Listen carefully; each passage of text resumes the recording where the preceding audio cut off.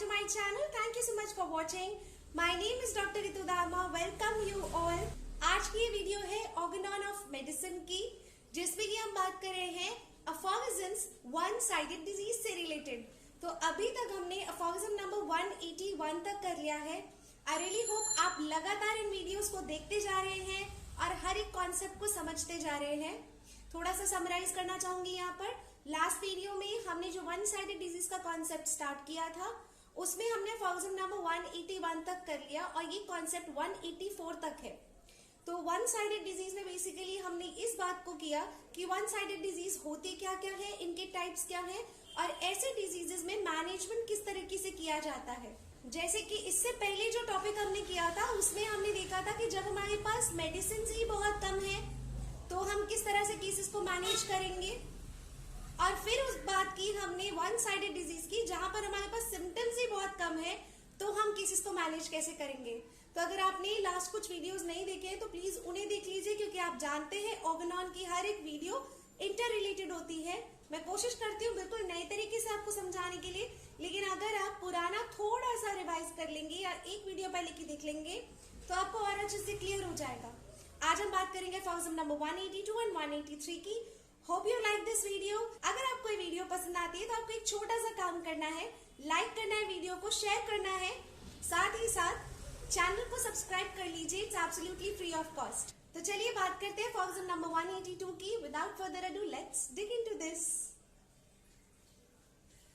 Afoxim 182 says, thus the imperfect selection of medicament, which was in this case almost inevitable owing to the too limited number of symptoms present.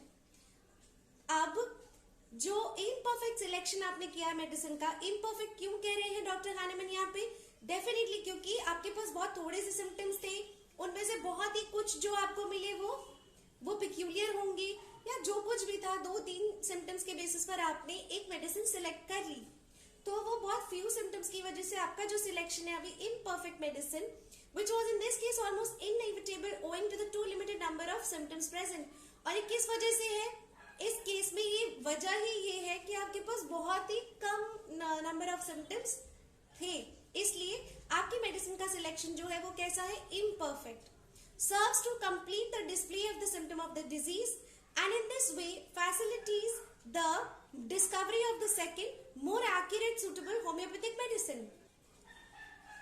अब जो last अफॉक्सिम था उसमें हम इतना समझ चुके थे कि जितने सिम्टम्स हमें मिले हैं उनके बेसिस पर हमने दवा दे दी, और अब जो भी चेंजेस आएंगे या जो भी चेंजेस एक्सेसरी सिम्टम्स आ रहे हैं, नए सिम्टम्स जो भी आ रहे हैं, उन सभी को देखकर आप नेक्स्ट मेडिसिन सिलेक्ट करेंगे। बस वही बात डॉक्टर हानेमन ने फिर से रिपीट की है कि आपका जो पहला इम्परफेक्ट सिलेक्शन होता है बहुत कम सिम्टम्स के बेसिस पर, वही आपको एक कंप्लीट डिस्प्ले देता है उस डिजीज का। क्योंकि हमने पॉसिबिलिटीज लास्ट टाइम की थी कि कई बार नए सिम्टम्स आते, कई बार ऐसे सिम्टम्स आने लगते हैं जो आपने पहले कभी भी फेस नहीं किए, और कई बार ऐसे सिम्टम्स आते हैं जो कई बार आप पहले फेस कर चुके हैं। ऐसा भी हो सकता है कि आपकी वो इम्परफेक्ट दवाई लेने के बाद ऐसे सिम्टम्स आने लगे जो वन साइडेड डिजीज में छुपे हुए थे, और वो आपकी पूरी जो ड्रग पिक्चर है उसको कंप्लीट कर दे।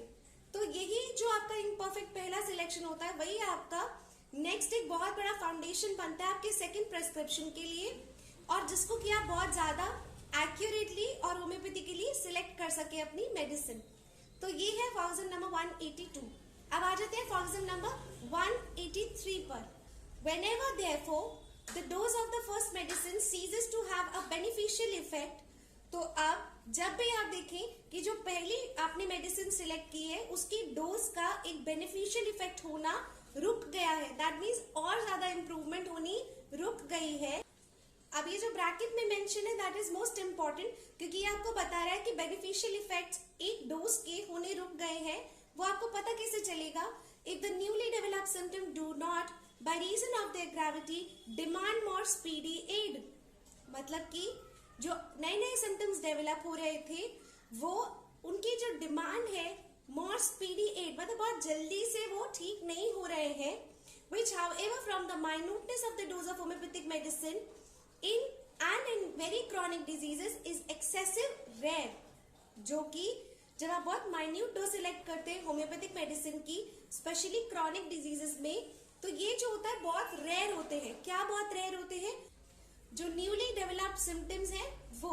इसका मतलब क्या है कि आपको पता कैसे चलता है कि आपने जो फर्स्ट डोज दिया, आपको जो भी मेडिसिन सिलेक्ट की,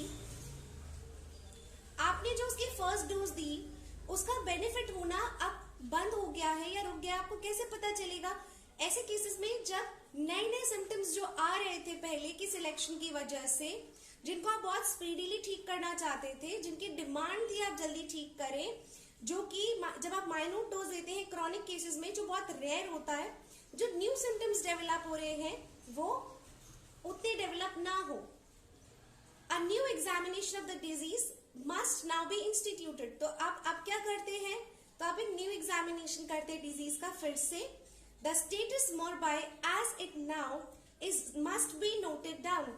स्टेटस मोर बाय, अब भी जो प्रेजेंट जो पैथोलॉजिकल कंडीशन है, abnormalities है, अब उनको आप नोट डाउन करोगे।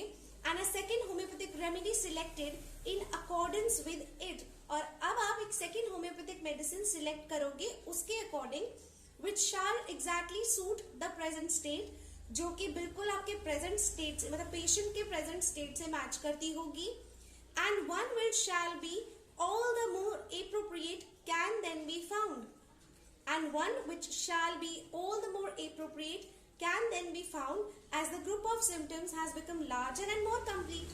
आपने कैसी दवा चुनी जो कि बहुत ज्यादा एप्रोप्रिएट है, प्रेजेंट स्टेटस को देखते हुए, सिम्टम्स को देखते हुए बहुत ज्यादा सिमिलिमम है, और कैसी दवा है वो बहुत ज्यादा एप्रोप्रिएट होगी। क्यों? क्योंकि पिछली बार से अब आपके पास जो ग्रुप ऑफ सिम्टम्स है वो थोड़ी और ज्यादा है और कॉम्प्लेक्स एक पूरा सिम्टम्स का एक ड्रग पिक्चर बन रहा है।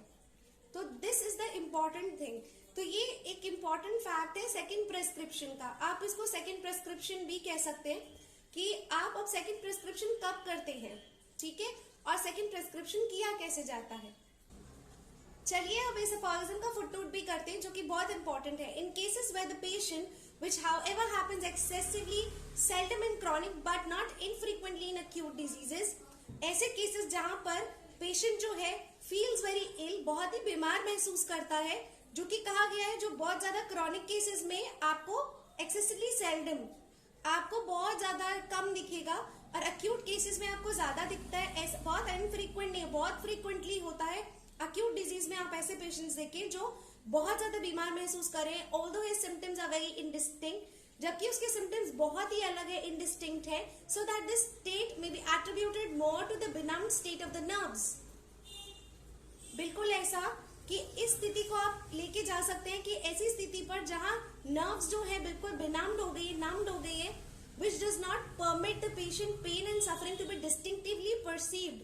मतलब कि इतनी नर्व्स जो हैं उनकी नम हो जाती हैं कि ब्रेन तक सेंसेशन ही कैरी नहीं करती है, उसका पेन का सेंसेशन ही कैरी नहीं होता, तो पेशेंट को एग्जैक्टली एहसास ही नहीं होता कि उसका पेन कहाँ है, उसकी सफरिंग क्या है, टू बी डिस्टिंक्टली परसीव्ड, अच्छे से परसीव, पहचानने के लिए, जानने के लिए।